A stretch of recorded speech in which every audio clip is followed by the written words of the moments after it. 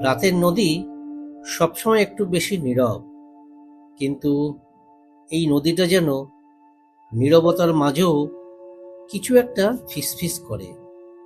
গ্রামের বুকে দাঁড়িয়ে থাকা পুরনো কাঠের সেতুটি দিনের আলোয় খুব সাধারণই লাগে, কিন্তু পূর্ণিমা উঠলে তার উপরের বাতাস বদলে যায়।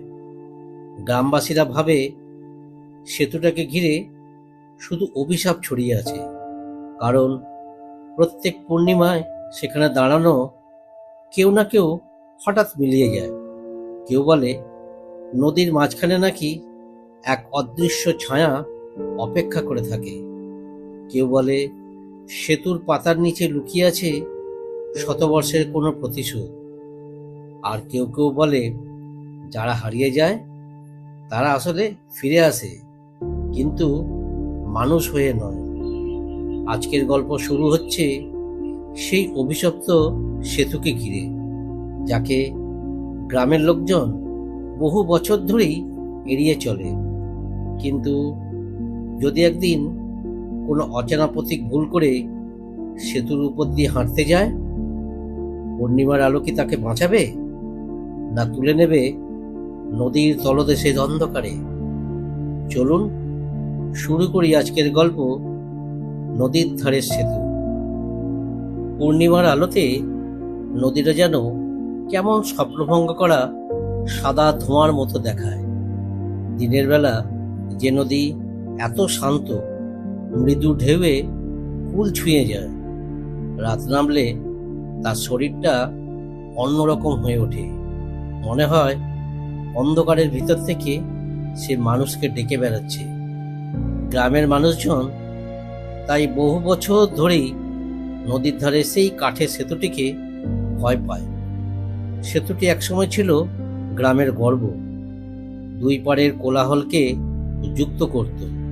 উৎসবের দিনে বাড়তি আলো জ্বলত তার বুক জুড়ে।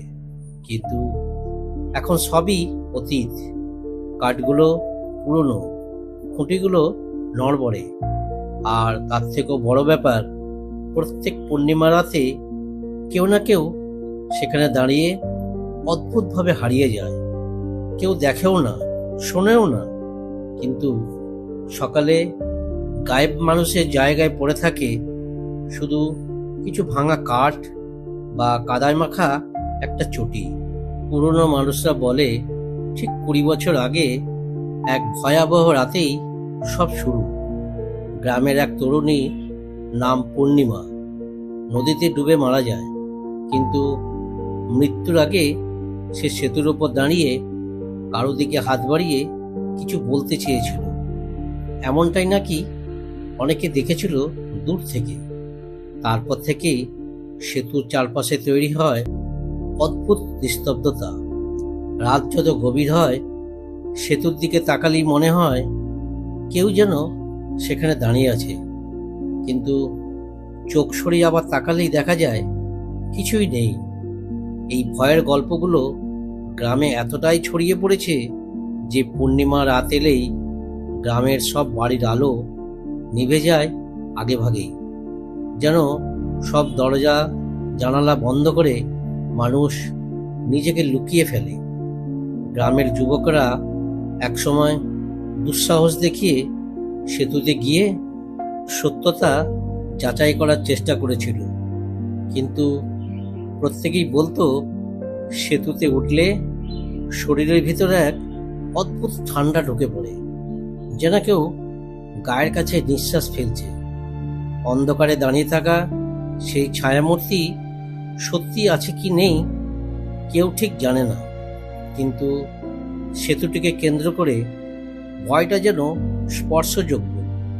কেউ হাঁটতে গেলে কাঠের তক্তা চাপা শব্দ করে, কিন্তু রাত গভীর হলে হাওয়া না চললেও মাঝে মাঝে দুলে ওঠে সেতু, যেন কেউ অদৃশ্য পায়ে হাঁটছে।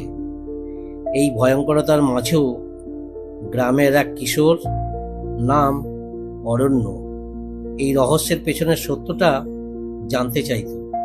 তার বাবা বহু বছর আগে একই সেতুর কাছে নিখোঁজ হয়েছিল।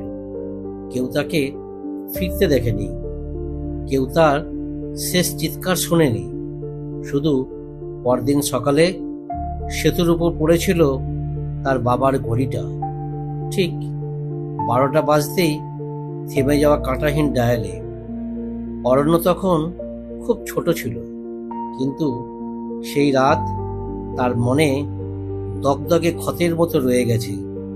সে বড় হতে হতে প্রতিজ্ঞা করেছে যে একদিন সে সেই সেতুতে যাবে, সত্যিটা খুঁজে বের করবে, আর গ্রামের এই অভিশাপ থেকে মুক্তি দেবে সবাইকে। কিন্তু সত্য খোঁজা সহজ নয়। অরণ্যের মা বারবার বাধা দেয়। রাতে সে জানালা খুলে বাইরে তাকালেই দেখতে পায় সেতুর উপর ঝুলে থাকা লণ্ঠনটা বাতাস না থাকলেও হালকা দুলছে। তার মনে হয় সেতুটি যেন তাকে ডেকে বলছে, এসো, অনেকদিন পর তোমার অপেক্ষায় আছি। তবুও সে নিজেকে সামলে নেয়। কিন্তু পূর্ণিমা রাত যত কাছে আসে, অরণ্যের মনে ততই অদ্ভুত এক আকর্ষণ জন্মায়, যেন কেউ তাকে টানছে সেতুর দিকে, ঠিক যেমন নদীর স্রোত টানে ভেসে যাওয়া পাতাকে। এইভাবেই শুরু হয় এই গল্প। এক সেতু যার ইতিহাস রক্তাক্ত, এক নদী যার জল স্মৃতি ধরে রাখে না, আর এক তরুণ যে অজানা অন্ধকারের মুখোমুখি দাঁড়াতে প্রস্তুত, কিন্তু জানে না তার অপেক্ষায় কি আছে। অরণ্য ঠিক করেছিল যে এবারের পূর্ণিমায় সে আর পিছিয়ে থাকবে না। গ্রামের মানুষজন যেমনই ভয় পাক, যেমনই তাকে আটকা, সে সেতুতে যাবে। কিন্তু সিদ্ধান্তটাই যত সহজ প্রস্তুতি ছিল তত কঠিন। কারণ গ্রামের প্রতিটি মানুষ যে শুধু সেতুকে ভয় পায় তা নয়, তারা বিশ্বাস করে সেতুতে কেউ গেলে তার উপর অভিশাপ লেগে যায়। তাই যখন অরণ্য কেমন যেন অস্থির হয়ে রাতের পর রাত ঘুমোতে পারত না, তার মা বুঝে ফেলেছিল ছেলেটা আর বেশি দিন নিজেকে থামিয়ে রাখতে পারবে না। সেই উপলব্ধি থেকেই মা প্রতিদিন সন্ধ্যায় দরজাগুলো আরো ভালো করে বন্ধ করত, জানালা ফাঁক পর্যন্ত চেপে দিত, যেন অরণ্য রাতে বেরিয়ে যেতে না পারে।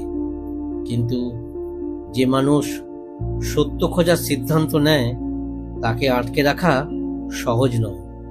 অরণ্য রাতগুলোতে চুপচাপ বসে থাকত, যেন বাইরের নীরবতা আর ভেতরের অশান্তির যুদ্ধ দেখছে।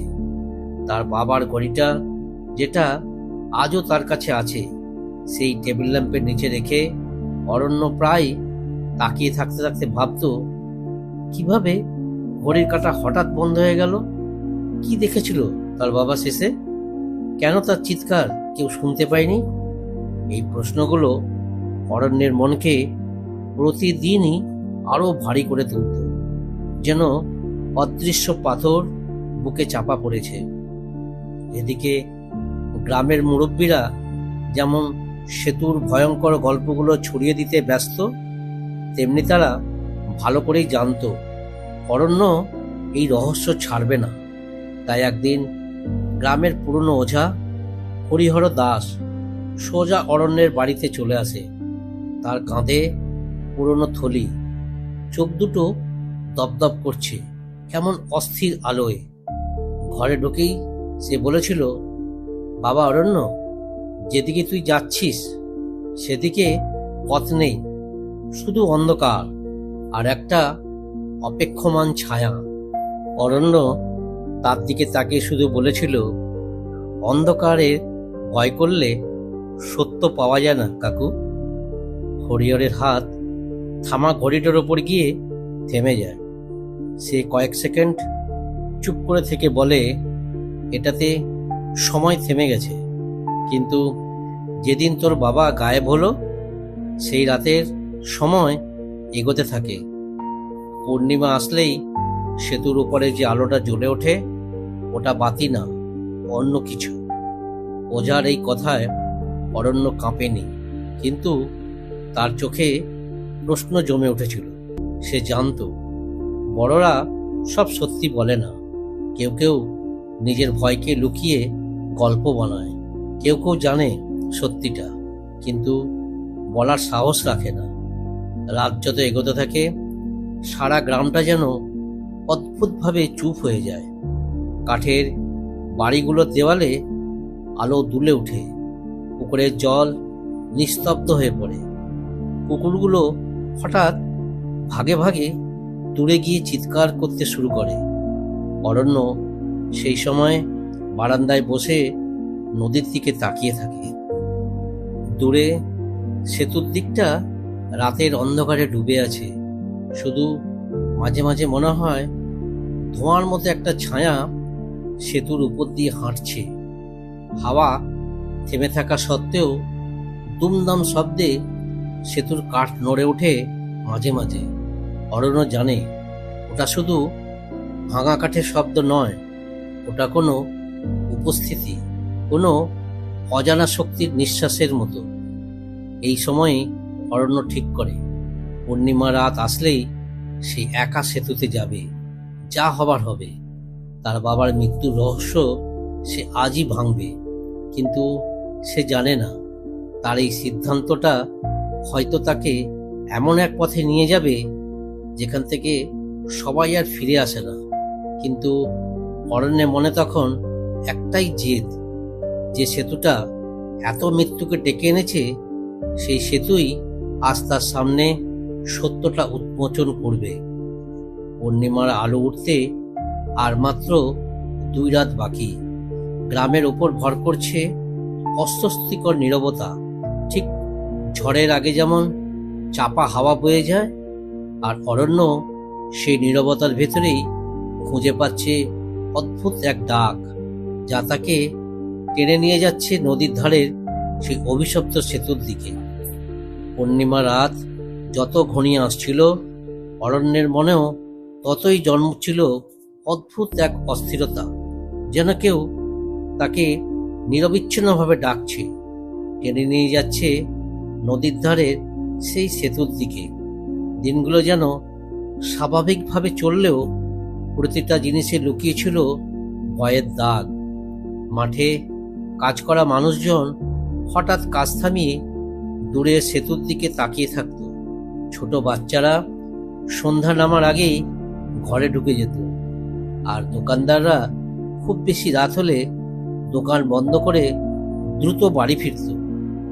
গ্রামের ওপর যেন এক দীর্ঘ ছায়া নেমে এসেছিল, আর সেই ছায়ার ভেতরে অরণ্য অনুভব করত কেউ যেন তাকে দেখছে। সেদিন দুপুরে অরণ্য স্কুল থেকে ফিরে দরজা ঠেলে ঘরে ঢোকা মাত্রই লক্ষ্য করল তার দাদু চুপচাপ বসে আছেন উঠোনের এক কোণে, চোখের নিচে অদ্ভুত ক্লান্তি। অরণ্য বসে পড়তেই দাদু বললেন, তুই ওই সেতুর কথা ভাবছিস, তাই না? এই প্রশ্নটা শুনে অরণ্য চমকে উঠল। দাদু যেন তার মনের ভেতরটা পড়ে ফেলেছিলেন। অরণ্য একটু ইতস্তত করেই জবাব দিল, দাদু, বাবা যে রাতে গেলেন কিছুই তো জানা গেল না। সবাই শুধু গল্প বলে, আমি সত্যিটা জানতে চাই। দাদু দীর্ঘশ্বাস ফেলে বললেন, তোর কাছে গল্প, কিন্তু অনেকের কাছে ওগুলো অভিজ্ঞতা। যে সেতুর কথা তুই বলছিস ওটা শুধু সেতু নয়, ওটা হলো 2 জগতের মাঝের রেখা। আর ওপারে গেলে আর মানুষ থাকে না, থাকে শুধু তার ছায়া। এই কথায় অরণ্যের বুকের ভেতর কেমন যেন ঠান্ডা হয়ে গেল, কিন্তু সে জানত ভয় তাকে থামাতে পারবে না।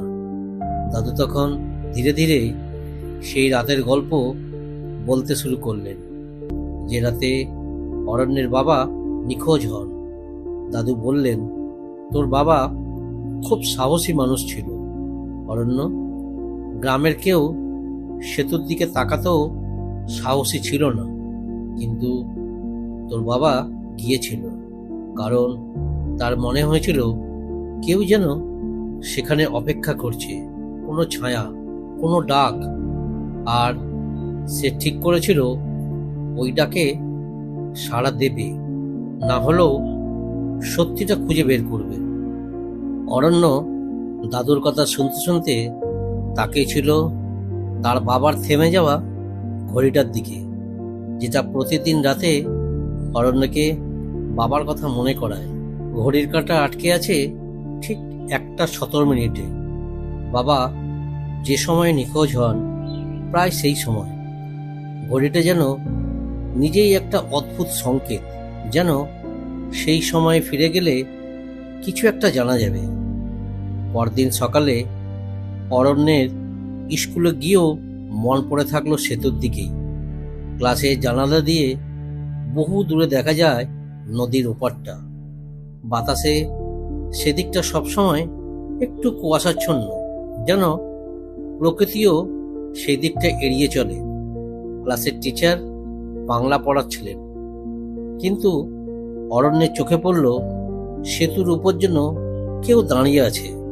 দূরে খুব ক্ষীণভাবে দেখা যায় একটা মানুষের মতো ছায়া দাঁড়িয়ে আছে একদম মাঝ বরাবর। তার শরীর নড়ছে না, কিন্তু মনে হয় সে তাকিয়ে আছে অরণ্যের দিকেই। অরণ্য চোখ মুছে আবার তাকাল। ছায়াটা নেই। এটা কি তার মনের ভুল, নাকি সত্যি কেউ? স্কুল ছুটির পর অরণ্য বাড়ি না ফিরে সোজা নদীর দিকে গেল।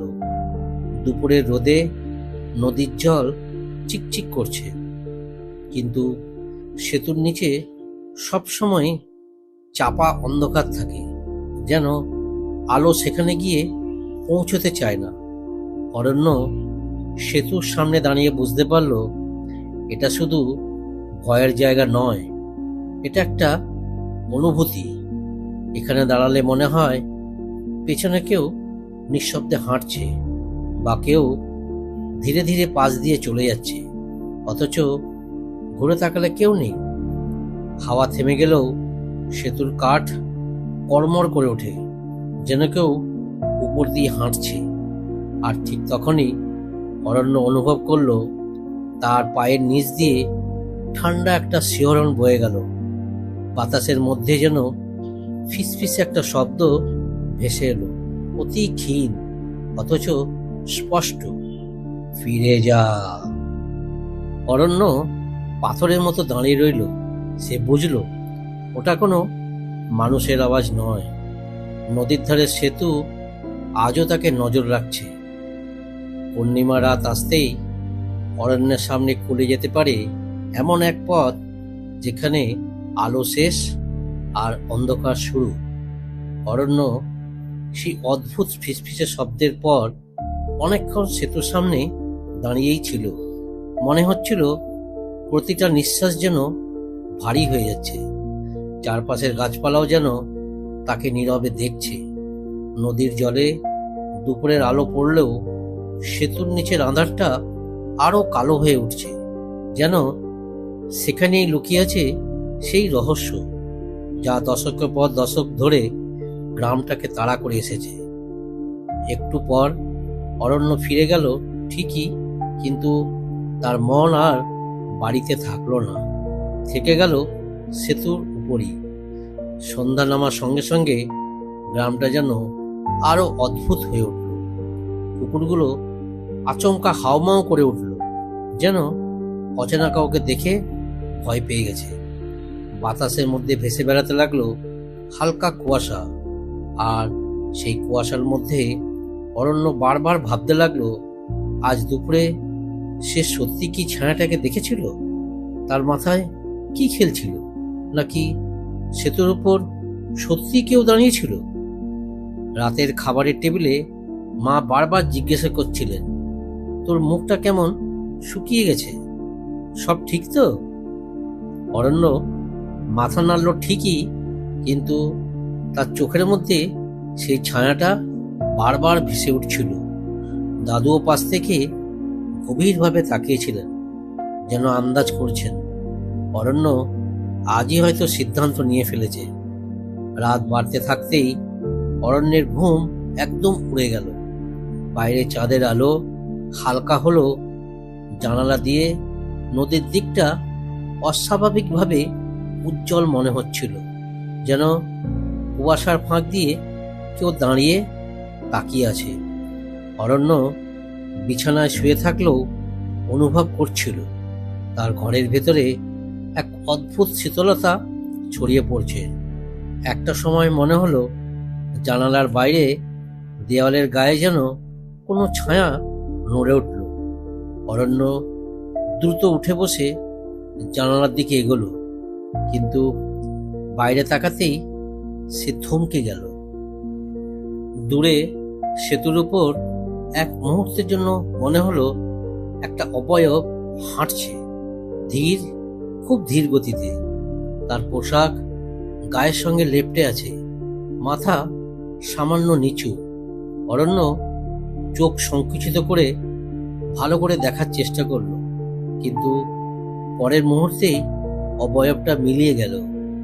এ কি শুধুই তার মনের বিভ্রম, নাকি সত্যি কেউ সেখানে আছে? আর যদি থাকে, তবে সে কি মানুষ? ওই রাতের পর থেকে অরণ্যের আচরণ বদলে যেতে লাগলো। স্কুলে ক্লাসে সে কিছুতেই মন দিতে পারছিল না।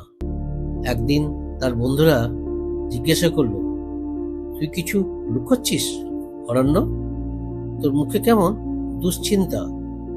অরণ্য এড়িয়ে গেল, কিন্তু স্কুলের করিডোর ধরে হাঁটার সময় হঠাৎ সে টের পেল তার পিছনে যেন কেউ খুব ধীরে ধীরে হাঁটছে।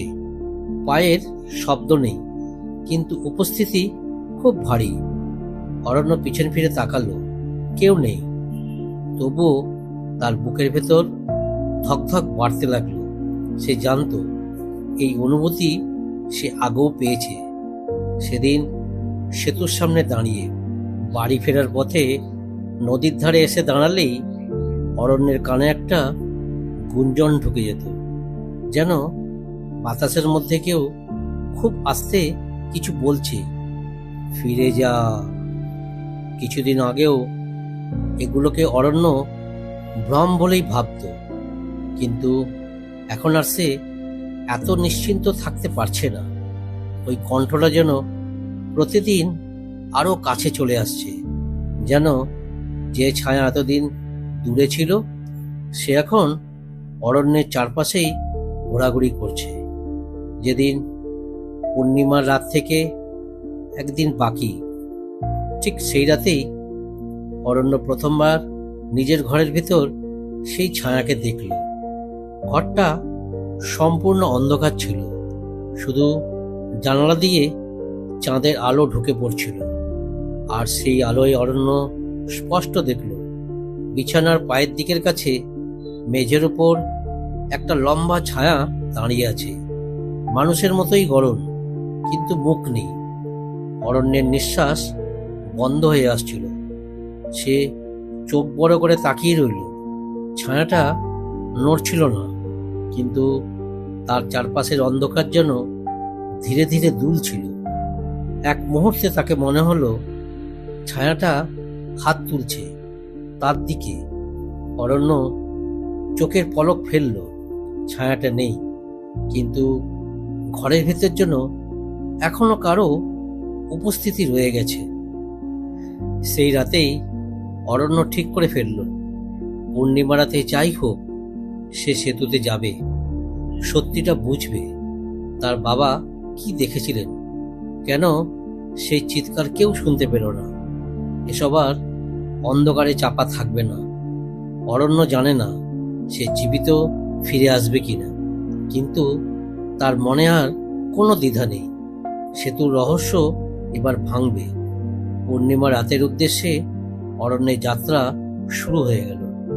পূর্ণিমার আগের দিনটা অরণ্যের কাছে যেন এক অদ্ভুত ভারী ছায়ায় ঢাকা সকাল হয়ে এলো। সে ভোরে ঘুম থেকে উঠেই বুঝতে পারল আজ গ্রামের পরিবেশ আরো বেশি নিস্তব্ধ, যেন সবাই কোনো অদৃশ্য বিপদের আগাম আভাস পেয়েছে। মুরগিগুলো উঠোনে হাঁটাহাঁটি করছিল ঠিকই, কিন্তু তাদের ডাক স্বাভাবিকের তুলনায় অনেক কম।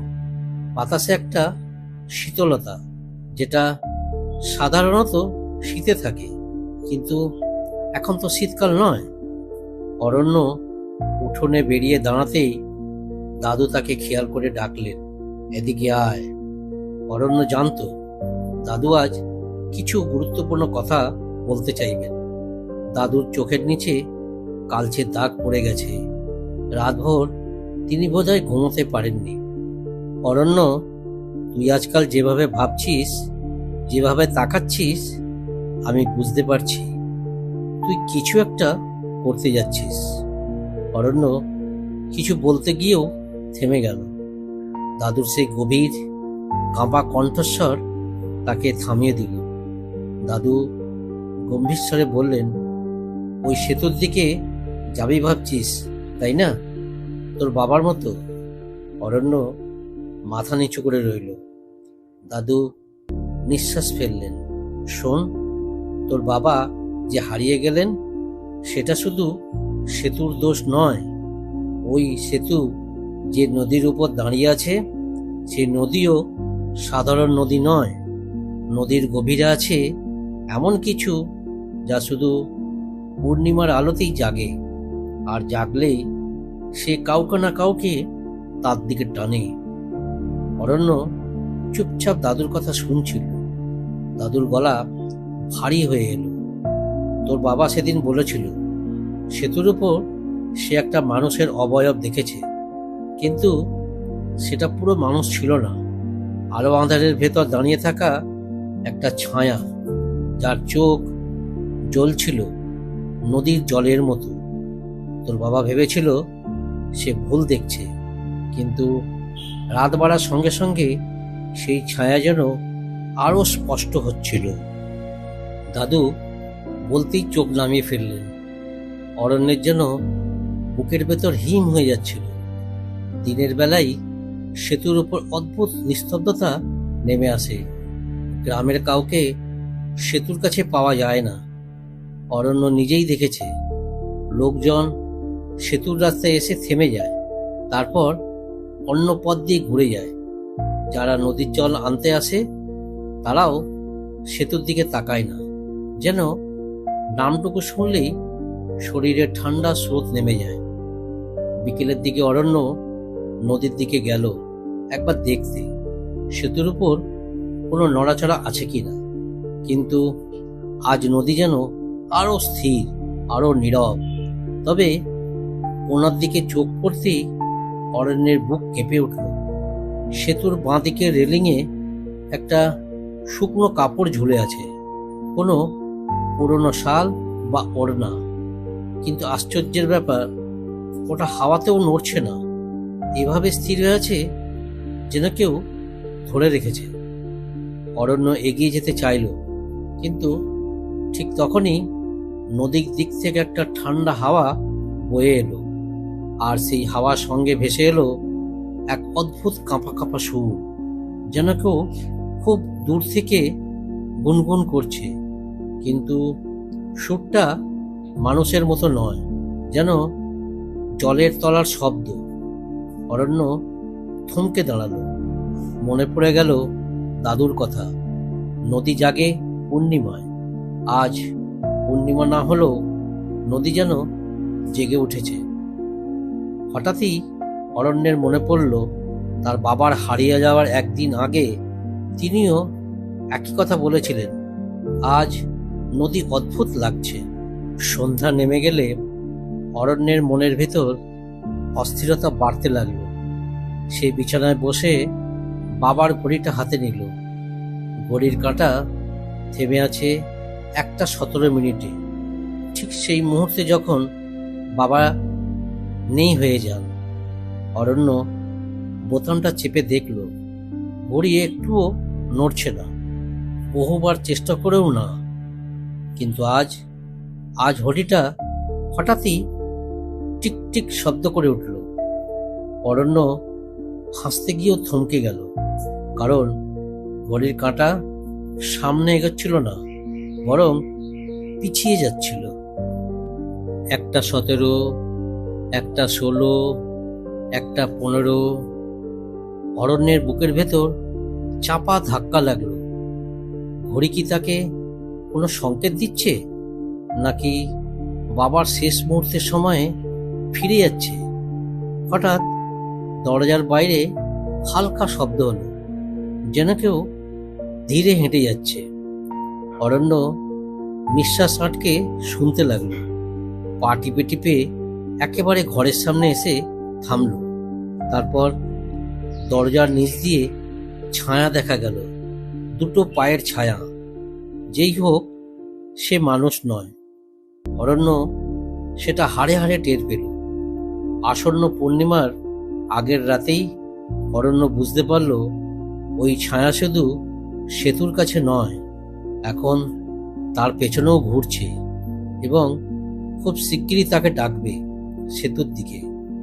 নদীর ধারের সেই পুরনো সেতুর উপর দাঁড়িয়ে অরণ্যের বুক চিরে যখন শীতল বাতাস বয়ে যাচ্ছিল, তখন অরণ্যর মনে হচ্ছিল এই জায়গাটা কেমন যেন অদ্ভুতভাবে তাকে টেনে নিচ্ছে, যেন নদীর জল তাকে ডাকছে।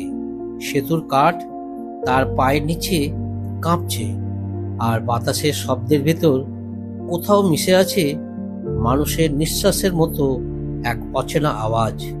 সে সেদিকে আরো একটু এগিয়ে যেতেই মাথার ভেতর ধীরে ধীরে একটা অদ্ভুত চাপ অনুভব করলো, যেন কেউ তার কানের ঠিক কাছে দাঁড়িয়ে ফিসফিস করে বলছে, ফিরে যা, এখনো সময় আছে। কিন্তু আশ্চর্যের বিষয়, সে বুঝতে পারল যে শব্দটি বাইরে থেকে নয়, ভিতর থেকে আসছে, যেন কোনো এক স্মৃতির গহ্বরের ভেতর থেকে কেউ তাকে সতর্ক করছে। অথচ সে ঠিক মনে করতে পারছিল না সেই স্মৃতির উৎস কোথায়। সেতুর মাঝামাঝি পৌঁছে সে দেখল পুরনো কাঠগুলো একেবারে কালছে, যেন বহু বছর ধরে কেউ এগুলো যত্ন নেয়নি। উপরের লোহার হ্যান্ডেলগুলোতে দাগ পড়ে আছে, আর কিছু অংশে শ্যাওলা জমে এতটাই পিচ্ছিল হয়ে উঠেছে যে একটু অসাবধান হলেই পিছলে পড়ে নদীতে গিয়ে পড়তে পারে। তবুও অরণ্যের মনে হলো এখানে কিছু একটা লুকিয়ে আছে, যেন এই সেতু শুধু নদীর দুই পার নয়, সময়ের দুই প্রান্তকে জুড়ে রেখেছে।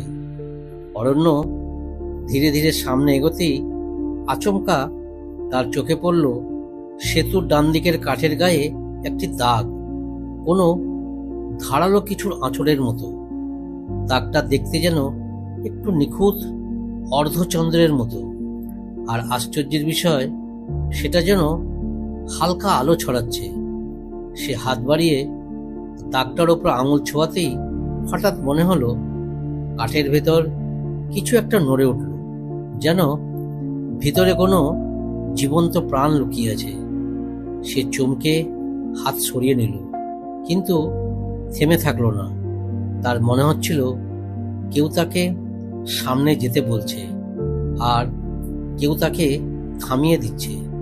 এই টানাপোড়েনের মাঝেই অরণ্য আবার হাঁটা শুরু করলো। সেতুর শেষ প্রান্ত এখন আর বেশি দূরে নয়, অথচ যত এগোচ্ছে ততই মনে হচ্ছিল পেছনে কেউ হাঁটছে। সে থামতেই পেছনের সেই পায়ের শব্দটাও থেমে গেল। সে আবার হাঁটলে সেই শব্দ ঠিক তার মতো একই ছন্দে চলতে শুরু করলো। অরণ্য হঠাৎ ঘুরে দাঁড়ালো।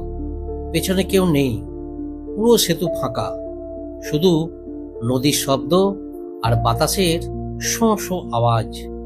কিন্তু পরের মুহূর্তেই সে দেখল সেতুর কাঠের একেবারে নিচে, জলের ঠিক উপরে, যেন কেউ ছায়ার মতো দাঁড়িয়ে আছে। মানুষের অবয়ব, কিন্তু মুখ নেই। পুরো শরীরটি জলের প্রতিচ্ছবির মতো তরল।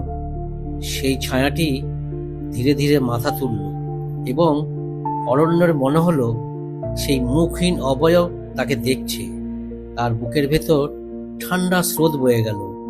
কিন্তু সে দেখল ছায়াটা তার হাত তুলছে এবং তর্জনী দিয়ে সেতুর অপর প্রান্তের দিকে ইশারা করছে, যেন বলছে, ওই দিকেই যাও, সত্যিটা ওই দিকেই আছে।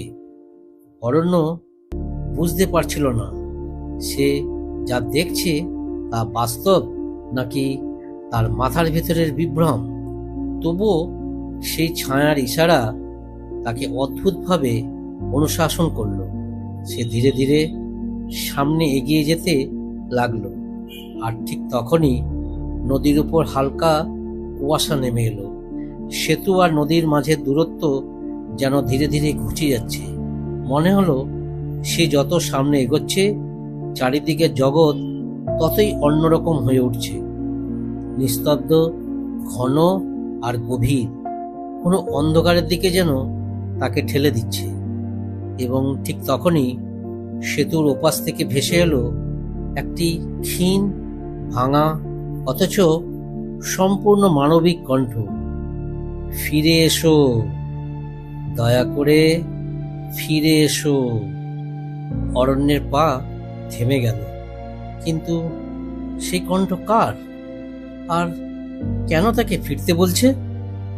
অরণ্য সেই কণ্ঠস্বরের উৎস খুঁজে বের করার জন্য গভীর মনোযোগে কান খাড়া করল। কিন্তু নদীর ধারে কুয়াশা এত ঘন হয়ে উঠেছে যে শব্দ কোন দিক থেকে আসছে তা বোঝার উপায় নেই। কণ্ঠটা ছিল ভাঙা, ক্লান্ত, যেন বহুদিন ধরে কেউ চিৎকার করে সাহায্য চেয়েছে, কিন্তু এখন আর শক্তি নেই।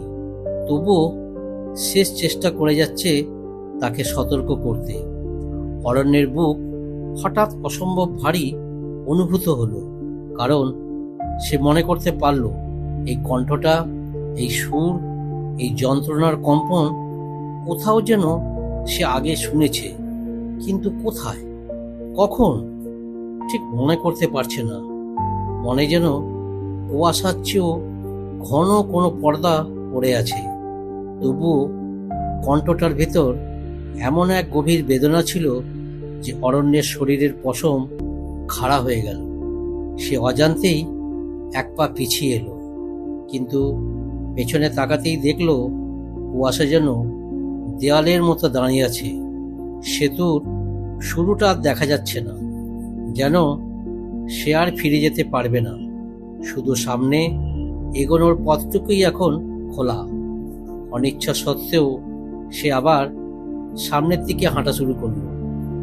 আর ঠিক তখনই দেখল সেতুর প্রতি কাঠ তার পায়ের নিচে যেন একটু নড়ছে। আগে এমনটা হয়নি। প্রতিটা ধাপে কাঁপুনিটা বাড়ছে, যেন সেতুটি খুব গভীর শ্বাস ফেলছে, জীবন্ত সত্তার মতো। অরণ্যের শ্বাস ধীরে ধীরে ভারী হয়ে উঠছিল। সেতুর প্রতি ইঞ্চিতে যেন কোনো পুরনো স্মৃতি তার সামনে খুলে যাচ্ছে, অথচ সে কিছুই মনে করতে পারছে না, কিন্তু অনুভব করছে। চারপাশের কুয়াশা আরো ঘন হয়ে এলো, আর সেই সঙ্গে নদীর জলের শব্দও বদলে গেল।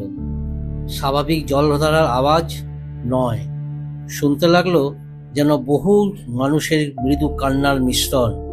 নদীর জলকে মনে হচ্ছিল কারো অদৃষ্ট কষ্টের প্রতিধ্বনি। ঠিক সেই মুহূর্তে সেতুর বাঁ দিকের নিচ থেকে আবার দেখা দিল সেই মুখহীন ছায়া, কিন্তু এবার তার অবয়ব আরো স্পষ্ট, আরো ঘন। আগের মতো শুধু আকার নয়, এখন তার শরীরের চারপাশে নদীর জলের মতো তরল আলো ঘুরে বেড়াচ্ছে, আর তাতে প্রতিবার ছোট ছোট মুখ ভেসে উঠছে। 10 জন, 20 জন, 50 জন। অরণ্য গুনে উঠতে পারল না। সব মুখের চোখগুলো ফাঁকা। তবুও সে বুঝল এরা সবাই হারিয়ে যাওয়া মানুষ, যাদের নাম কখনো পাওয়া যায়নি, যাদের দেহ কখনো ভেসে ওঠেনি। ছায়াটি এবার সেতুর উপরে উঠতে শুরু করলো। জলবিন্দু গড়িয়ে গড়িয়ে তার গা থেকে মাটিতে পড়তে লাগলো। আর প্রতিটা বিন্দু পড়ার সঙ্গে সঙ্গে সেতুর কাঠে ক্ষীণ শব্দ উঠল।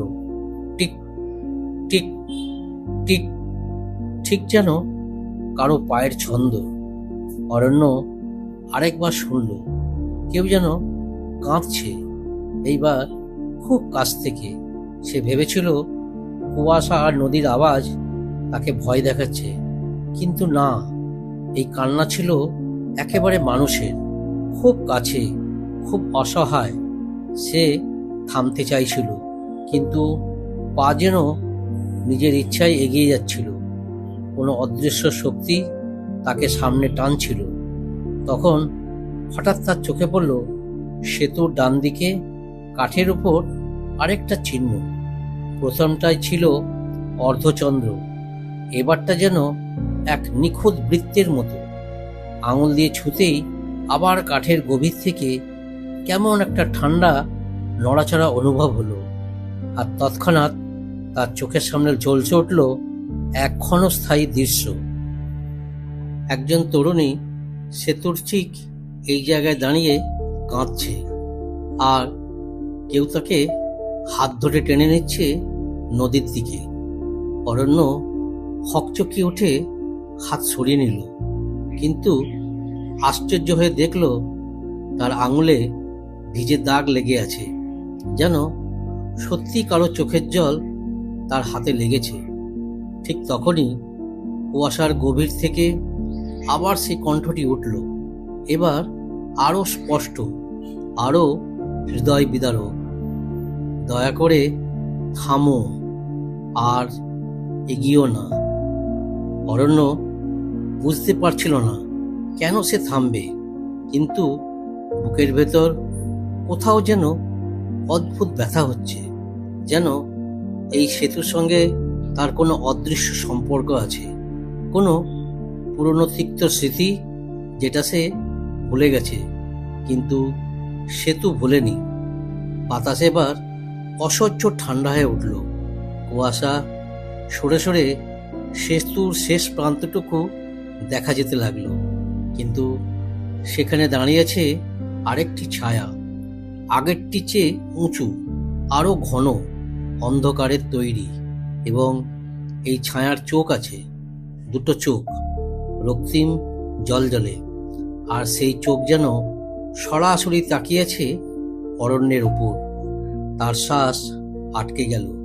সেতু নড়ল, নদী কাঁদল, আর সেই চোখ দুটো তাকে ডাকল, এসো, এতদিন ধরে তোমারই অপেক্ষা করছি। অরণ্যের গলা শুকিয়ে কাঠ হয়ে গেল। সেই চোখ দুটো দেখেই যেন অন্ধকারের ভেতর বসানো দুটো রক্তমাখা প্রদীপ তার বুকের ভেতর আলো ফেলছে। আলো নয়, ভয়। ঠিক সেই মুহূর্তে সে বুঝতে পারল এতক্ষণ যে ঠান্ডা বাতাস তাকে ঘিরেছিল সেটাও যেন থেমে গেছে।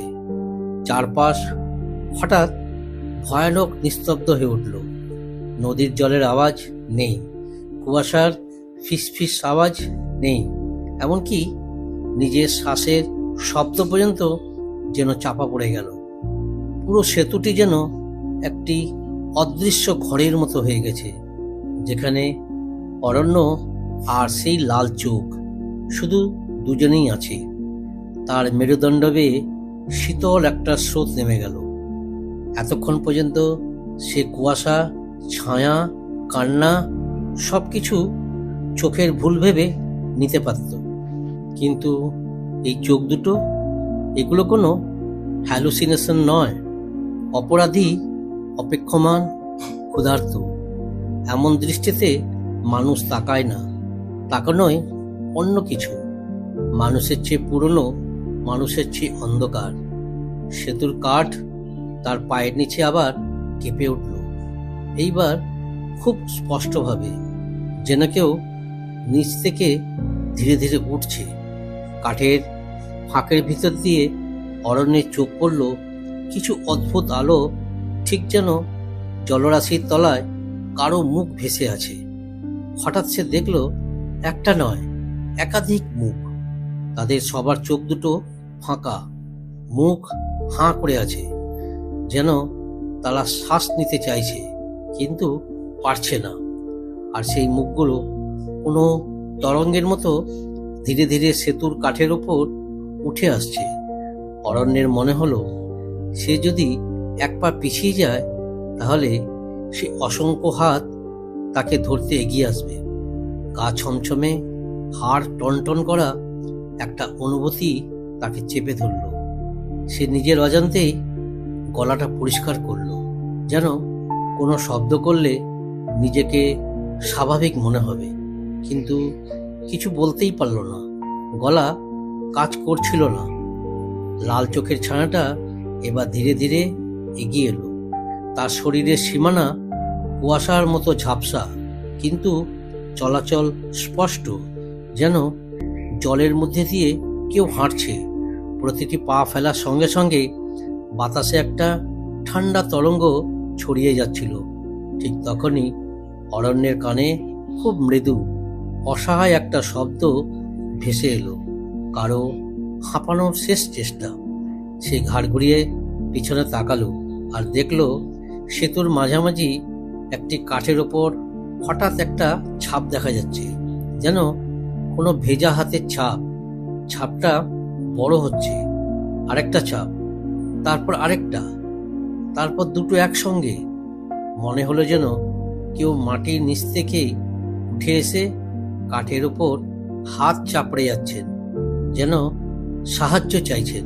কিন্তু সেতুর কাঠ কোনো জোরে নয়, বরং ধীরে ধীরে নরম হয়ে যাচ্ছে, ঠিক পচে যাওয়া কাঠের মতো। অরণ্য টের পেল সে যদি আর একটু সময় নষ্ট করে এই সেতু তাকে ধরে রাখতে পারবে না। কিন্তু সামনে দাঁড়িয়ে থাকা ছায়াটাও পিছিয়ে যাওয়ার পথ বন্ধ করে রেখেছে। তার লাল চোখে এবার একটা আলাদা ঝিলিক দেখা গেল, অপেক্ষা আর অধিকারবোধের মিশ্রণ। যেন সে বলছে, এদিকে এসো, তোমাকে ছাড়া শেষ হবে না। অরণ্যর মাথার ভেতর হঠাৎ তীক্ষ্ণ কাঁটার মতো একটা স্মৃতি উঁকি দিল। ঠিক এরকম সেতু, ঠিক এরকম কুয়াশা, আর একটা মেয়ে। হ্যাঁ, একটা মেয়ের কণ্ঠস্বর। সে কাঁদছিল, হাহাকার করছিল, আর অরণ্য তখন কিছুই করতে পারেনি। কেন পারেনি? কে ছিল সেই মেয়ে? স্মৃতিটা ঠিক মনে করতে পারছিল না, কিন্তু অনুভূতিটা এত গভীর, এত তীক্ষ্ণ যে বুকটা ফেটে যাচ্ছিল। হঠাৎ ছায়াটা তার হাত বাড়ালো, আর সেই হাতের শিকড় সদৃশ আঙুলের আগা নদীর আলোর মতো নড়ে উঠে সামনে বাড়তে লাগলো। অরণ্য চমকে উঠে দেখল আঙুলগুলো বাতাস নয়, কুয়াশা নয়, সরাসরি তার দিকে বাড়ছে। সে দৌড়তে চাইল, কিন্তু পা কাঁপছে আর সেতু নড়ছে। তখনই আবার সেই চিৎকার, এইবার এত কাছে, এত স্পষ্ট যে অরণ্য শরীর কেঁপে উঠল, পালাও! কিন্তু কণ্ঠটা যে কার তা সে জানে না। তবুও সে জানে এই কণ্ঠটা তাকে আজ বাঁচানোর চেষ্টা করছে। আর ছায়াটা এবার সত্যি এগিয়ে এসেছে। কণ্ঠস্বরটি শোনার সঙ্গে সঙ্গেই অরণ্যের বুকের ভেতর যেন বজ্রপাত ছুটে গেল। সে জানে না কার কণ্ঠ, জানে না কোথা থেকে আসছে, কিন্তু সেই শব্দে এমন এক আতঙ্ক মিশেছিল যা মানুষ শুধু মৃত্যুর মুখোমুখি দাঁড়িয়ে শুনতে পায়। চারপাশের কুয়াশা যেন হঠাৎ আরো দমবন্ধ করে তুলল পুরো পরিবেশটাকে। সেতুর কাঠের দিকে তাকিয়ে অরণ্য বুঝতে পারল এটা শুধু ভেজা বা পুরনো নয়, এর ভেতর দিয়ে যেন কিছু নড়ছে, গুটি গুটি করে উপরে উঠছে। কাঠের ফাঁকগুলো থেকে অদ্ভুত শোঁ শোঁ শব্দ আসতে লাগলো, যেন কেউ তাদের নখ দিয়ে কাঠ কেটে উপরে আসছে। প্রতিটি ফাঁকের নিচে অস্পষ্ট ছায়া নড়ছে, কখনো হাতের মতো, কখনো মুখের মতো, আবার কখনো মনে হচ্ছে কেউ দম আটকে মরে যাওয়ার আগে শেষ চেষ্টা করছে, আর সেই আওয়াজগুলো যেন সেতুর শরীরের ভেতর বাড়ি খাওয়া কোনো ফিসফিসানির মতো উঠে আসছে। শব্দটা যতই নিচু হোক, তার ভয়ানকতা ততই তীক্ষ্ণ ছিল। অরণ্য পিছিয়ে যাওয়ার চেষ্টা করতেই দেখল মাটির সঙ্গে তার পা যেন আটকে গেছে। ঠান্ডা কাঠের ওপর জমে থাকা পাতলা শিশিরের মতো একটা স্তর তার জুতোর তলায় লেগে পিচ্ছিল হয়ে গেছে, ঠিক এমনভাবে যে পা তুলে রাখতে গেলেই পিছলে যাবে। সামনে ছায়াটা এগিয়ে আসছে ধীরে ধীরে। ওর পুরো দেহটাই যেন স্পষ্ট নয়, জল দিয়ে আঁকা অস্পষ্ট ছবির মতো কাঁপছে, কিন্তু চোখ দুটো আগের চেয়ে আরো গভীর লাল। সেই চোখের ভেতর এমন এক অদ্ভুত ক্ষুধা, যা দেখে অরণ্যের মনে হলো এই সত্তা শুধু কাউকে ধরে নিয়ে যায় না, সে কারো স্মৃতি খায়, কারো শেষ মুহূর্ত খায়, কারো ভয় খেয়ে টিকে থাকে। তার বুকের উপর একটা অদৃশ্য চাপ তৈরি হচ্ছিল, শ্বাস নিতেও কষ্ট হচ্ছিল। বাতাস হঠাৎ ভারী হয়ে গেছে, যেন কুয়াশার ভেতর কোনো পচা গন্ধ, শীতল মৃত্যুর গন্ধ মিশে আছে। অরণ্য হাত বাড়িয়ে সেতুর রেলিংটা ধরতে গেল, কিন্তু আঙুলের নিচে কাঠটা কাঁচের মতো ভেঙে পড়ল। এটার ঠেকানোর মতো শক্ত নেই। সেতুর মাঝখানটা এখন পুরোপুরি নরম হয়ে গেছে, যেন বছর দশেকের পচা কাঠ জল খেয়ে ফুলে আছে। ঠিক সেই মুহূর্তে আবার সেই কণ্ঠ, এইবার আগের চেয়ে স্পষ্ট, তীক্ষ্ণ, কাঁদছে। এমন এক ধরনের ভয়ে ভরা চিৎকার, ফিরে যাও, এখানে ওরা জেগে উঠেছে। অরণ্য থমকে দাঁড়ালো। ওরা কারা? ওরা? প্রশ্নটা মাথার ভেতর জ্বলে উঠতেই তার চোখ আবার কাঠের দিকে গেল। সেখানে এখন স্পষ্টভাবে দেখা যাচ্ছে অসংখ্য আঙুল কাঠের নিচ থেকে বের হচ্ছে, মাটির মতো কালচে, বাঁকানো, ভেজা, আর প্রতিটা আঙুল সেতুর উপর উঠে এসে আঁকড়ে ধরছে। তারপর ধীরে ধীরে একটার পর একটা মুখ ভেসে ওঠে। তাদের চোখ ফাঁকা, মুখ অদ্ভুতভাবে হা করা, গাল ভেসে গেছে নদীর শ্যাওলায়। মুখগুলো সব এক দৃষ্টিতে তাকিয়ে আছে অরণ্যের দিকে, যেন তারা অনেক দিন ধরে কারো অপেক্ষায় ছিল। মুখগুলো একসময় মানুষ ছিল, এটা বোঝা যায়, কিন্তু এখন তারা শুধু স্মৃতিভরা শূন্য চোখের ফাঁকা খোলস।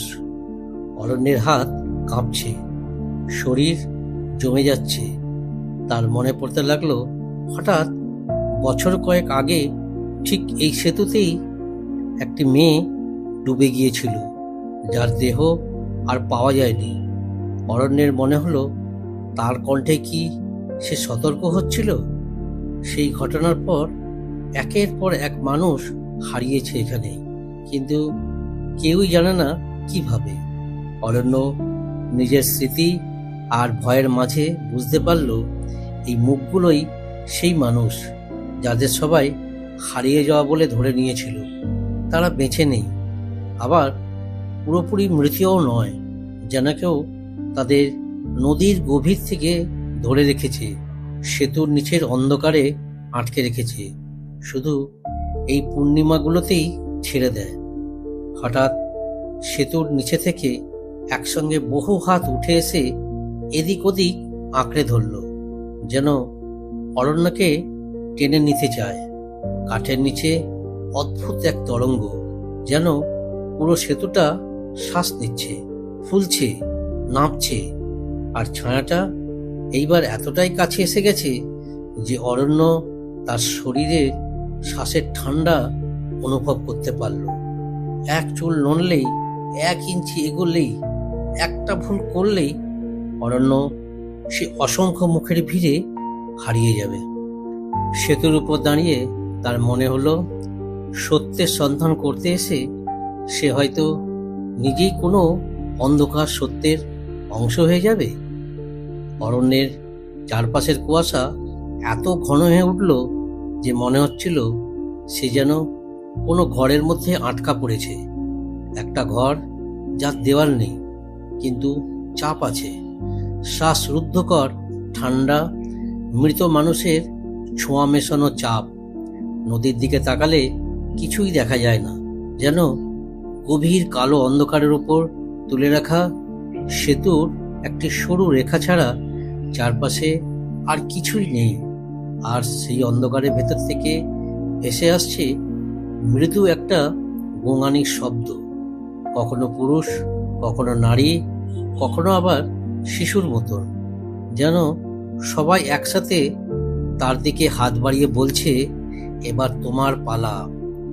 অরণ্যের বুক ভয় আর অপরাধ বোধে একসঙ্গে গিয়ে আঘাত করলো সেই পুরনো স্মৃতি, যেটি সে এতদিন ভুলে থাকার ভান করে বেঁচেছিল, আবার খুব স্পষ্ট হয়ে উঠতে লাগলো।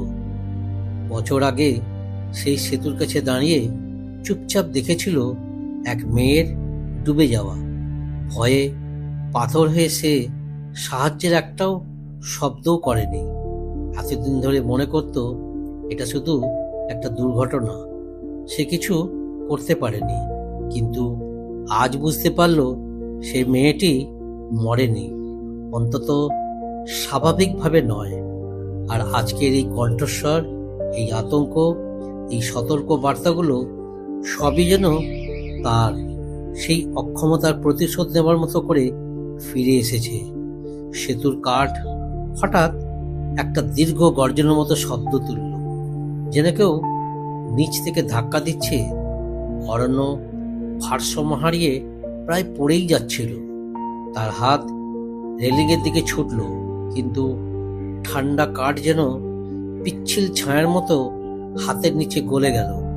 তার আঙুলে লেগে রইল অদ্ভুত একটা শীতলতা, যেন বরফও নয়, আবার জলে ভেজা কাদা নয়, কোনো মৃত জিনিসের স্পর্শের মতো অনুভূতি।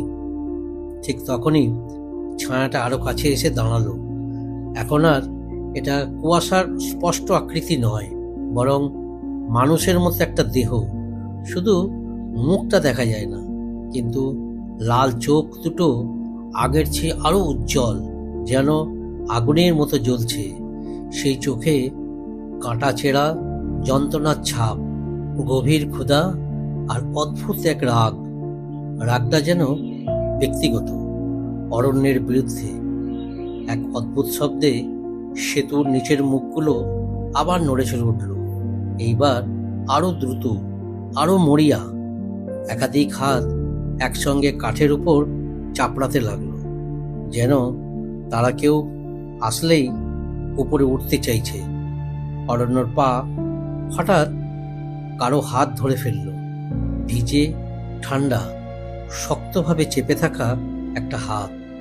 সে চিৎকার করতে চাইল, কিন্তু গলা থেকে কোনো শব্দ বেরোলো না। হাতটা মুহূর্তের মধ্যেই টেনে ধরল। তার হাঁটু কেঁপে উঠল এবং মনে হলো সে যে কোনো মুহূর্তে সেতুর ফাঁক দিয়ে নিচে পড়ে যাবে। টেনে নেওয়া হাতের বল এতটাই অমানুষিক যে মনে হচ্ছিল সে যেন একরাশ ছায়ার নয়, একটা ক্ষুধার্ত সত্তার। হঠাৎ আবার সেই কণ্ঠস্বর, এইবার ভীষণ কাছে, তাড়াতাড়ি ছুটে পালাও। অরণ্যর মন আঘাতে ছিটকে উঠল। কণ্ঠটা একেবারে তার পেছনে।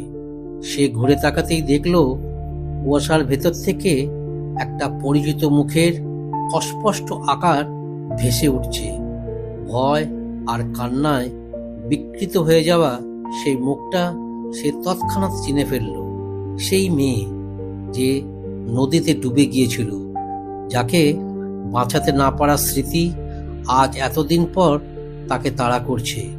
তার ভেজা চুল মুখের উপর লেগে আছে, চোখ দুটো এখনো জলের দাগে ভারী, আর ঠোঁট কাঁপছে সেই একই আতঙ্কে। কিন্তু মুখটা মৃত মানুষের মতো নয়, বরং এখনো সাহায্য চাইছে। অরণ্যর বুক হু হু করে উঠল। আমি আমি পারিনি তখন। কথা শেষ করতে পারল না। মেয়েটি মাথা নাড়ল। আজও পারবে না।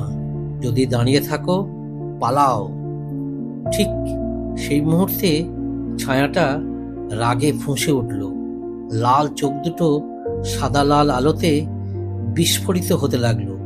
তার হাত সামনে বাড়ল, এইবার পুরোপুরি অরণ্যের দিকে। আঙুলগুলো চিকন, লম্বা, সাপের মতো নড়ে উঠে সামনে বাড়তে লাগলো।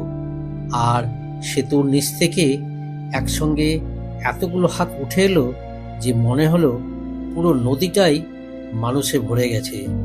অরণ্যের মাথা ঝাঁঝা করে উঠল। এই সেতু আর এক মুহূর্ত তাকে ধরে রাখতে পারবে না। হঠাৎ কাঠটা তার পায়ের নিচে ফেটে গেল। একটা বিকট শব্দে পুরো সেতু কেঁপে উঠল। অরণ্য বুঝতে পারল এখনই দৌড় না দিলে সে চিরতরে নিখোঁজদের দলে নাম লেখাবে। লাল চোখের ছায়াটা মাত্র এক হাত দূরে। মেয়েটির কণ্ঠস্বর কাঁদছে, দৌড়াও। অরণ্য তার সমস্ত শক্তি জড়ো করে শরীরটাকে পেছনের দিকে ঠেলে দিল। পূর্ণিমা রাতের সেই দিকটা এমন নির্জন হয়ে উঠেছিল যে মনে হচ্ছিল যেন পুরো পৃথিবী স্তব্ধ হয়ে গেছে। আর শুধু আমি একমাত্র জীবিত প্রাণী যে এই সেতুর উপরেই দাঁড়িয়ে আছি। চারপাশের অন্ধকার লুকিয়ে রেখেছিল নদীর আসল রূপ। স্রোতের শব্দ থাকলেও তা ছিল অদ্ভুতভাবে নিঃশব্দ, যেন শব্দগুলো জলে পড়ার আগেই কারো অদৃশ্য হাত তা চেপে ধরেছে। সেতুটার লোহার ফ্রেমে পুনর রং খসে খসে পড়ছে, আর রেলিংয়ের নিচ দিয়ে বয়ে যাওয়া বাতাসের সঙ্গে শোঁ শোঁ শব্দ করে প্রতিটি ফাঁক দিয়ে যেন কেউ দীর্ঘশ্বাস ফেলছে। আমি যখন সেতুর মাঝামাঝি এসে দাঁড়ালাম, ঠিক তখনই মনে হলো যেন এক অদৃশ্য ভার আমাকে দুপাশ থেকে চাপ দিচ্ছে। একটা শীতল হাড়ে ঢুকে যাওয়া ঠান্ডা চাঁদের আলো নদীর দিকে পড়ে আবার ফিরে এসে সেতুর নিচে এক অদ্ভুত কম্পন তৈরি করছিল, যেন নিচে বিশাল অদৃশ্য কোনো প্রাণী নিঃশ্বাস নিচ্ছে। আমার চোখ সেতুর রেলিংয়ের নিচের অন্ধকারে পড়ে গেল। সেখানে একটা অস্বাভাবিক ঝিলিক। প্রথমে ভাবলাম আলোয় চোখ ধাঁধাচ্ছে, কিন্তু একটু পরে বুঝলাম সেটি আলো নয়, বরং দুটি চোখের মতন কিছু স্থির হয়ে তাকিয়েছে আমার দিকে। গলা শুকিয়ে কাঠ হয়ে এলো, আর শ্বাস নিতে গিয়েও বুকের ভেতর যেন খচখচ শব্দ করলো। হঠাৎ সেতুর বাঁ দিক থেকে ভেসে এলো এক বিকট টানা শব্দ, যেন ভেজা পাতলা কাপড়কে কেউ মাটির উপর দিয়ে জোরে টেনে নিয়ে যাচ্ছে। শব্দটা ধীরে ধীরে কাছে আসছিল, এমনভাবে যেন প্রতিটা ইঞ্চি দূরত্ব অতিক্রম করে আমাকে পৌঁছতে যায়। আমি সোজা হতে চেষ্টা করলাম, কিন্তু শরীর জমে গিয়ে ঠায় দাঁড়িয়ে রইল। মাথার ভেতরে কেবল একটাই কথা ঘুরছিল, এখানে কিছু আছে, কিছু যেটা মানুষ নয়। সেই শব্দটা এবার একটু স্পষ্ট হলো, ট্যাং ট্যাং, যেন লোহার কোনো অলংকার, হয়তো নূপুর, ভিজে পা টেনে হাঁটার সঙ্গে মৃদু বাজছে। শব্দটা থামছিল না, শুধু ধীরে ধীরে প্রতিবার বাড়তে বাড়তে এমন এক জায়গায় পৌঁছলো যে মনে হচ্ছিল শব্দটা আমার কানের ভেতর ঢুকে মাথার খুলির মধ্যে প্রতিধ্বনি তুলছে। এবার আমি তাকালাম রেলিংয়ের দিকে। প্রথমে শুধু একটা ছায়া দেখলাম, মাথাহীন, মুখহীন, কিন্তু একজন মানুষের আকৃতি। তারপর ধীরে ধীরে তার গা ঝরে পড়া জলের ধারা চাঁদের আলোয় আরো স্পষ্ট হলো, আর আমি দেখলাম তার দুহাত যেন লম্বা ভিজে শেকড়ের মতো ঝুলে আছে। পুরো শরীরটা ভিজে কাদায় মাখা, কিন্তু সবচেয়ে অদ্ভুত বিষয়, তার পা মাটিতে একবারও আসছে না, যেন সে ভাসছে, কিন্তু তবুও সেই লোহার নূপুরের ট্যাং ট্যাং শব্দটা বাজছে ঠিক তার চলার সঙ্গে। তার মুখের জায়গায় একদম ফাঁকা কালো গর্ত, আর সেই গর্তের ভেতর থেকে এমন এক ঠান্ডা বাতাস বেরোচ্ছিল যে মনে হচ্ছিল আমার শরীরের সমস্ত রক্ত জমে বরফ হয়ে যাবে। সে ধীরে ধীরে আমার দিকে আসতে লাগলো। প্রতিটা ইঞ্চি এগোবার সাথে সাথে বাতাসের গতি আরও কমতে লাগলো। পাখির ডাক, ঝিঁঝি পোকার শব্দ, নদীর স্রোতের ছলাৎ শব্দ, সবকিছু মিলিয়ে এক অসহনীয় শূন্যতা তৈরি হলো, যেন সময়ই থেমে গেছে। আমার মনে হচ্ছিল এই সেতুটা হয়তো জীবিত, তার ভাঁজে ভাঁজে লুকিয়ে থাকা আত্মাদের ক্ষুধায় সে আজ আমাকে বেছে নিয়েছে।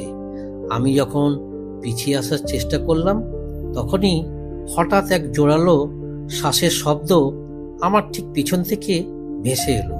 কিন্তু সে শ্বাস মানুষের নয়, যেন নদীর গভীর ফুসফুস থেকে কেউ বিশাল নিঃশ্বাস টেনে নিচ্ছে। আমি ঘুরে তাকালাম না, কারণ আমার হাড়গোড় পর্যন্ত জানতো আমি যেদিকে তাকাই মৃত্যুর ছায়া আমাকে ঘিরে ধরবে। আমার সামনে দাঁড়ানো সেই ভেজা অবয়ব তখন প্রায় হাত বাড়ানো দূরত্বে। শ্বাসকষ্ট শুরু হয়ে গেল, চোখ ঝাপসা, আর মাথার ভেতর এক টানা গুঞ্জন। এবং হঠাৎ আমি বুঝলাম আজ আমি সেই পূর্ণিমার তালিকায় যুক্ত হতে যাচ্ছি, যে তালিকায় নাম উঠলেই আর কেউ ফিরে আসে না। এই সেতু কাউকে ফেরত দেয় না, এবং আজ রাত্রিও তার ব্যতিক্রম নয়। যখন সেই ভেজা অবয়বটি আমার দিকে আর কয়েক কদম এগিয়ে এলো, তখন বুঝলাম পালানোর আর কোনো রাস্তা নেই। সেতুর দুমুখ অচেনা অন্ধকারে গিলে গেছে, আর নদীর গর্জনের নিচে লুকিয়ে থাকা সেই অদৃশ্য মেটালের শব্দ আমাকে ঘিরে ধরছে চারদিক থেকে। মনে হচ্ছিল বাতাস ভারী হয়ে গেছে, এতটাই ভারী যে শ্বাস নেওয়াই কঠিন হয়ে পড়ছে। আমার পায়ের নিচে সেতুর কাঠের তক্তাগুলো হালকা কেঁপে উঠছিল, যেন ওগুলো বুঝে গেছে যে আমার শেষ মুহূর্ত এসে গেছে। ভেজা দেহের সেই ছায়ামূর্তি এবার তার লম্বা হাতটা উঠিয়ে ধরল, যেন আমাকে নির্দেশ দিচ্ছে রেলিংয়ের পাশে দাঁড়াতে। তার আঙুলগুলো নিছক আঙুল নয়, কঠিন মাটির ভেজা শিকড়ের মতো বাঁকানো, আর তাদের আগায় অদ্ভুত তীক্ষ্ণতা, যেন নদীর গভীরে ডুবে থাকা কোনো প্রাচীন বৃক্ষের শিকড় কেটে এনে বসানো হয়েছে। তার হাত যখন উঠল, তখন আশেপাশের বাতাসে এক অচেনা গন্ধ ছড়িয়ে পড়ল, ভিজে, শ্যাওলা, কাদার স্যাঁতস্যাঁতে ভাব, আর তার সঙ্গে মিশে থাকা একটি পচা গন্ধ, যেন নদী বহু বছর ধরে একটি মৃতদেহ আঁকড়ে ধরে রেখেছে। আমি পেছনে সরে আসার চেষ্টা করতেই দেখলাম আমার পায়ের নিচের কাঠের তক্তাগুলো যেন নিজেরাই নরম হয়ে আসছে, যেন তারা আমার ওজন সহ্য করতে চাইছে না, বরং নিচের নদীর দিকে আমাকে আরো একটু ধাক্কা দিতে চাইছে। তক্তার ফাঁক দিয়ে বাতাস উঠে এসে আমার পায়ের পাতা ভিজিয়ে দিচ্ছিল, আর আমি অনুভব করছিলাম সেই বাতাসে কি ভয়ঙ্কর ঠান্ডা। মানে এই নদী স্বাভাবিক নয়, এর গভীরে কি আছে তা কেউ জানে না। চারপাশ অদ্ভুতভাবে স্তব্ধ হয়েছিল। দূরে একটাও পাখির ডাক নেই, কুকুরের চিৎকার নেই, এমনকি বাতাসের সাঁই সাঁই শব্দটুকুও নেই। যেন কোনো বৃহৎ শক্তি পুরো সেতুটার উপরে এক অদৃশ্য ঢাকনা বসিয়ে দিয়েছে, যাতে শুধু আমি আর সেই ভেজা ছায়া ছাড়া আর কেউ প্রবেশ করতে না পারে। তার চোখের মতো দুটি অন্ধকার ফাঁক তখন চাঁদের আলোয় আরো গভীর হয়ে উঠল। আমি দেখলাম সেই ফাঁকের ভেতর কোথাও যেন ক্ষীণ আলো জ্বলছে। না, আলো নয়, যেন কোনো আগুনের শেষ নিঃশেষিত গরম ছাই, কিন্তু তাতে আলো নেই। আছে শুধু হাড় কাঁপিয়ে দেওয়া এক ভয়ঙ্কর শূন্যতা, তার মুখে কালো গহ্বরের ভেতর থেকে ঠান্ডা শ্বাস এসে আমার মুখে লাগলো। আর সেই মুহূর্তে মনে হলো আমি যেন কোনো পুরনো জলমগ্ন কবরের ঢাকনা খুলে তাকিয়ে আছি। আর তার হাত এবার আরো কাছে এলো, আর আমি দেখলাম তার ত্বক নেই, শুধু জলের ভেজা পর্দা, কাদার স্রোত আর ভেজা শেকড়ের মতো আঁশটে গন্ধযুক্ত সুতোর মতো আঁকড়ে থাকা কিছু। সেতুর গা বেয়ে তখন টুপটুপ করে জল পড়ছে, কিন্তু সেটা বৃষ্টি নয়। মনে হচ্ছিল সেতুটাই কান্না করছে। বহু বছর ধরে যেসব আত্মা এখানে হারিয়ে গেছে তাদের স্মৃতি ঝরে পড়ছে অশ্রুর মতো। হঠাৎ দূরে নদীর নিচ থেকে একটা বিশাল ফুসফুসের মতন শব্দ উঠল, যেন কোনো অতল গভীর প্রাণী জেগে উঠেছে। সেতুর নিচের কাঠগুলো তখন আর কাঁপছিল না, বরং স্পষ্টভাবে দুলছিল। আমার মনে হচ্ছিল এই সেতুর নিচে যে নদী বয়ে যাচ্ছে সেটা নদী নয়, এটা এক জীবন্ত দানব। আর তার উপরে আমি দাঁড়িয়ে আছি। সেই দানবের ক্ষুধা যেন এখন আমাকে গিলতে প্রস্তুত। ভেজা ছায়া মূর্তিটি এবার তার মুখটা একটু উঁচু করলো, আর আমি দেখলাম সেখান থেকে ধীরে ধীরে কিছু শব্দ বের হচ্ছে, কিন্তু সেটা গলা দিয়ে আসা মানুষের শব্দ নয়। সেটা ছিল ডুবে যাওয়া মানুষের শেষ শ্বাস, জলের নিচে চিৎকার করতে চেয়েও না পারার এক ভীতিকর গর্জন, যা খালি নদীর প্রতিধ্বনি হয়ে আমার কানে বাজছিল। তারপর সে তার হাতটা রেলিংয়ের উপর রেখে খানিকটা ঝুঁকে পড়ল, যেন আমাকে দেখাচ্ছে নদীর গভীরতা। আমি নিচে তাকাতেই দেখলাম নদীর জলে অসংখ্য প্রতিফলন, কিন্তু আমার নয়, সেগুলো মুখ, ভাসমান বিকৃত জলের মধ্যে মিলিয়ে যাওয়া। আর তাদের দু চোখ যেন আমার চোখের দিকে তাকিয়ে সাহায্য চাইছে, আবার একই সঙ্গে আমাকে টেনে নিচে নিয়ে যাওয়ার লোভ দেখাচ্ছে। সেই মুহূর্তে বুঝলাম এরা হারিয়ে যাওয়া মানুষগুলোই, যারা প্রত্যেক পূর্ণিমায় এই সেতু থেকে নিখোঁজ হয়েছিল। তারা বেঁচে নেই, কিন্তু মারাও যায়নি। নদী তাদের ধরে রেখেছে, আর সেতু তাদের প্রত্যেক পূর্ণিমায় নতুন কাউকে এনে দেয় আজকের মতো।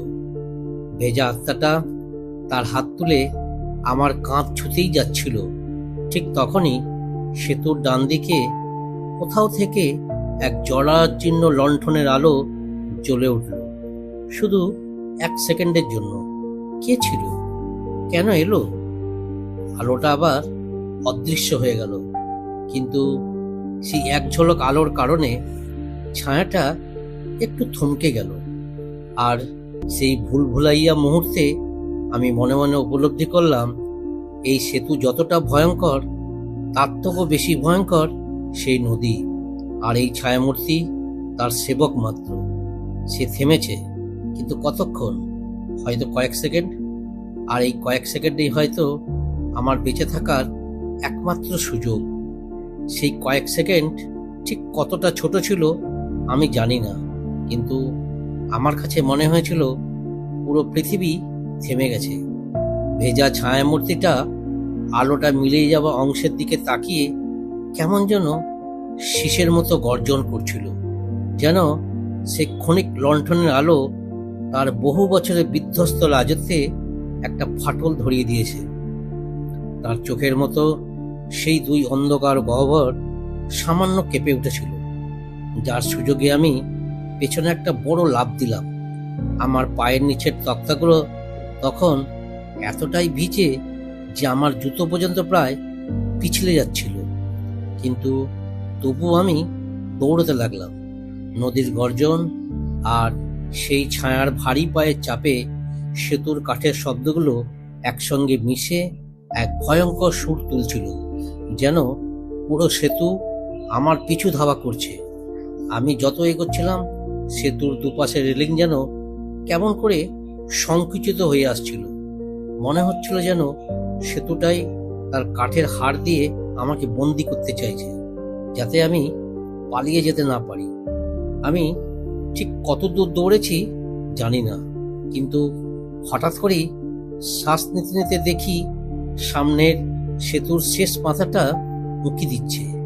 অন্ধকারের ভেতর থেকে একটা কালো ছায়ার মতো সেখানে দাঁড়িয়ে থাকাই যেন কোনো আশ্বাস, কারণ এতক্ষণ ধরে দৌড়াতে দৌড়াতে মনে হচ্ছিল সেতুটা যেন লম্বা হচ্ছিল, আর আমি কখনোই এর শেষ প্রান্তে পৌঁছতে পারবো না। ঠিক তখনই আমার কানে একটা ভারী থপথপ শব্দ শুনতে পেলাম, আমার পিছনে খুবই কাছে। বুঝলাম ভেজা ছায়াটা আমার দিকে এগোচ্ছে, কিন্তু তার পদক্ষেপ যথেষ্ট জোরালো। কাঠের সেতুর উপর দিয়ে তার ভারী জলের মতো টেনে আনা পায়ের শব্দ কেবল শোনা নয়, অনুভবও করা যাচ্ছিল। সেতুটা তার ওজন বা রাগে কেঁপে উঠছিল। আমি শেষ কয়েক কদম দৌড়ে সেতুর মাথায় পৌঁছে কোনো রকমে রেলিং ধরা অবস্থায় মাটিতে পড়ে গেলাম। চোখ তুলে দেখি সামনে অস্পষ্ট অন্ধকারের ভেতর থেকে আবার সেই লণ্ঠনের খিল আলো জ্বলল, এবার একটু বেশি সময়ের জন্য। আর আমার সামনে দাঁড়িয়ে থাকা একটা মানুষ, হাঁটু পর্যন্ত ভিজে, হাতে একটা পুরনো লণ্ঠন, মুখ ঝাপসা দেখা যাচ্ছে, কিন্তু চোখের দৃষ্টি দুটো গভীর, তীক্ষ্ণ আর ক্লান্ত। মনে হচ্ছিল সে বহু বছর ধরে এই সেতুর আশেপাশে ঘুরছে, আর আজ হঠাৎ আমার সামনে এসে পড়েছে। সে আমার হাত ধরে টেনে তুলল, দ্রুত ফিসফিস করে বলল, আর এক মুহূর্ত থাকলে তুইও ওদের মতো নদীর নিচে চলে যেতি। যা, পালিয়ে যা, ফিরে তাকাস না। আমি কিছু জিজ্ঞেস করার আগেই সে আমাকে সেতু মাথার বাইরে ঠেলে দিল, আর ঠিক সেখানে দাঁড়িয়ে আমি অপর প্রান্ত থেকে দেখলাম ভেজা ছায়ামূর্তিটা সেতুর মাঝামাঝি দাঁড়িয়ে আছে, কিন্তু সে এগোচ্ছিল না। সে যেন কোনো কারণে সেই মানুষটার আলোকে ভয় পাচ্ছিল, অথবা সেই মানুষটা তার জন্য নিষিদ্ধ কেউ। ছায়াটার আগে এমন এক বিকট চিৎকার করলো, যার শব্দে মনে হলো নদীর বুকে তরঙ্গ সৃষ্টি হলো, আর চারিদিকের বাতাস শিউরে উঠল। আলো হাতে দাঁড়ানো মানুষটা তখন সেতুর মাথায় স্থির, একদম নড়ল না, যেন সে বহু বছর ধরে এই অন্ধকার শক্তিগুলোর সামনে দাঁড়িয়ে আছে, আর ওরা তাকে কিছু করতে পারে না। আমি দ্রুত গ্রামের দিকে দৌড়তে শুরু করলাম। মাটিতে পা পড়া শব্দ যেন আমাকে বাস্তবের দিকে ফেরাচ্ছিল, কিন্তু মনের মধ্যে একটাই প্রশ্ন ঘুরছিল, ওই মানুষটা কে? কিভাবে সে জানলো আমি বিপদে ছিলাম? আর কেন সেই ছায়ামূর্তি তার সামনে যেতে পারলো না? কয়েক মিনিট দৌড়ে আমি ক্লান্ত হয়ে দাঁড়ালাম। বুক ধড়ফড় করছিল, কিন্তু ভয়টা তখনও কমেনি। দূরে সেতুর দিক থেকে হঠাৎ এক অদ্ভুত আলো ছড়িয়ে পড়ল। আলোটা ধীরে ধীরে নদীর গভীরে মিলিয়ে গেল, আর সেতুটার উপর যেন এক মুহূর্তের জন্য কোনো নিচু মানুষের ছায়া দেখা গেল। তারপর সব চুপ। আমি গ্রামের দিকের কাঁচা রাস্তা ধরে হাঁটতে হাঁটতে পেছনে তাকালাম। সেতুর উপর কোনো আলো নেই, কোনো মানুষ নেই, শুধু মিলিয়ে যাওয়া নদীর গর্জন। কিন্তু আমার মনের মধ্যে তখনও সেই লণ্ঠনধারী মানুষের ছায়া আটকে, যে আমাকে বাঁচালো। কিন্তু তাকে দেখে মনে হয়েছিল সে যেন মানুষ নয়, বরং এই সেতু আর নদীর মতোই বহু পুরনো কোনো অভিশপ্ত ইতিহাসের অংশ। পরের দিন সকালে গ্রামবাসীরা খবর পেল যে নদীর ধারে আবার কেউ হারায়নি, হয়তো বহু বছর পর প্রথমবার। কিন্তু তারা আরও এক খবর পেল, সেতুর মাথায় একটি পুরনো লণ্ঠন পাওয়া গেছে। ভেতরে এখনো সামান্য আগুনের ছাই আছে, আর লণ্ঠনের পিছনে খোদাই করা ছিল কয়েকটি শব্দ, আমি এখনো আছি, যারা হারিয়েছে তাদের দেখছি। সেদিনের ঘটনার পর আমি বহুবার সেই সেতুর সামনে গিয়েছি, কিন্তু কখনই আর পূর্ণিমার রাতে নয়।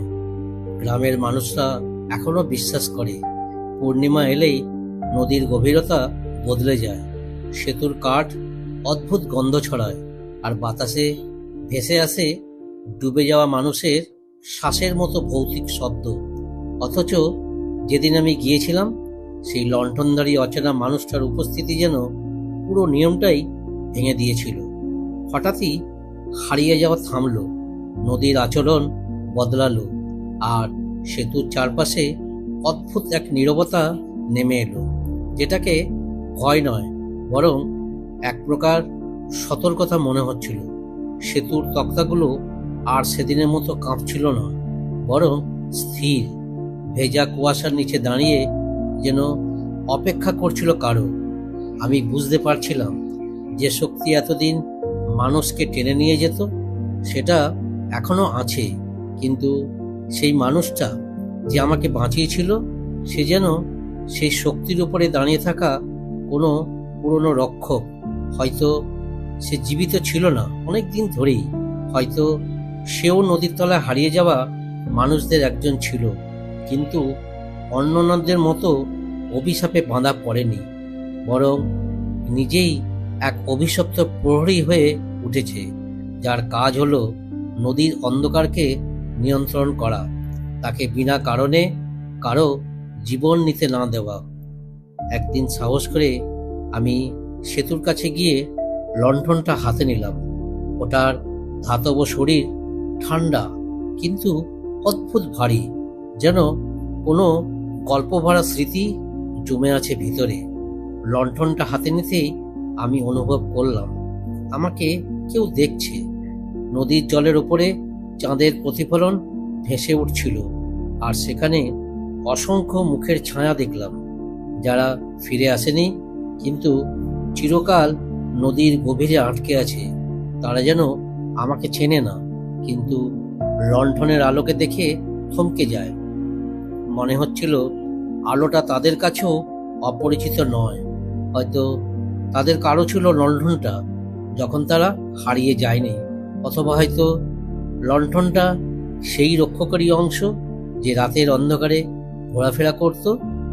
আমি সেদিন লণ্ঠনটা রেখে এসে প্রতিজ্ঞা করেছিলাম, কখনো পূর্ণিমা রাতের পরে এই সেতুর আশেপাশে যাব না, কারণ আমি বুঝেছি এই সেতু নিছক কাঠ আর লোহার তৈরি কোনো পথ নয়। এটা দুই জগতের মাঝে দাঁড়িয়ে থাকা একটা দরজা। এক পাশে মানুষের জীবন, অন্য পাশে নদীর গভীর অন্ধকার, যেখানে সময়, মৃত্যু আর স্মৃতির ভেতর কোনো পার্থক্য নেই। আর এই দরজার সামনে দাঁড়িয়ে আছে একজন নীরব প্রহরী, লণ্ঠন হাতে, যে প্রতিটি পূর্ণিমায় সিদ্ধান্ত নেয় কার জীবন এখানে থেমে যাবে আর কার জীবনে নতুন ভোর উঠবে। আমি ভাগ্যবান যে আমি তাকে পেয়েছিলাম, কিন্তু যারা পায়নি তারা এখনো সেই নদীর তলায় ভেসে আছে, চাঁদের আলোর নীরবতায় বন্দী হয়ে। আমার গল্প এখানেই শেষ নয়, কারণ আজও পূর্ণিমার আগের রাতে গ্রামের মানুষদের বাড়ি বাড়ি গিয়ে সাবধান করে দেয়া হয়, সেতুর কাছে যেও না। কিন্তু যারা জানে না, যারা জেদ করে যেতে চায়, তাদের কাছে আমি লণ্ঠনধারী মানুষের মুখটা এখনো পরিষ্কার দেখতে পাই।